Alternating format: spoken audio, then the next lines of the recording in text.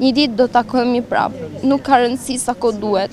Ne do të shifemi prapë dhe ne do të jemi të lumtur. Pushon paqe, ndërkohë, sepse kur të takohemi do të mbushim qiellin me të qeshura. Do të marrë me vete kudo të Këto vargje të ndjera shkruar nga kushërira e tij i drejtohen Martinit, djaloshit 14 vjeçar që humbi jetën pasi u godit me thik disa metra larg shkollës Fanoli nga një bashkëmoshatar. Një vit pas ngjarjes së rëndë, dhimbja për prindërit e tij është ende e njëjtë. Me slotëve, ata kujtojnë djalin e tyre plot ëndra që jeta ju ndërpre në shkollë. Martini ishte një fëmijë i lindi i dukshëm dhe ashtu është përsëri. Iku në mënyrën më mizore nga kjo botë, nuk e meritonte edhe nga kush.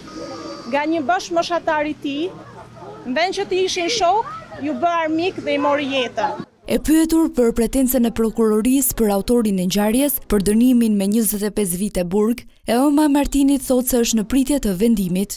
Ne jemi në pritje të vendimit, por gjithsesi unë do jem këtu edhe do ngrej zërin përsëri për fëmijën tim. Do ta apeloni? Patjetër. Për prindërit, ambienti i shkollës nuk shihet ende si një vend i sigurt. Unë dua që sot fëmijët e mi të kuptojnë që jeta e tyre është po aq e rëndësishme sa dhe jeta e dikujt tjetër. Prokuroria e Tiranës kërkoi dënimin maksimal për autorin e ngjarjes, por ai mund të marrë vetëm 12 vjet, bazuar në kodin penal për të mitur.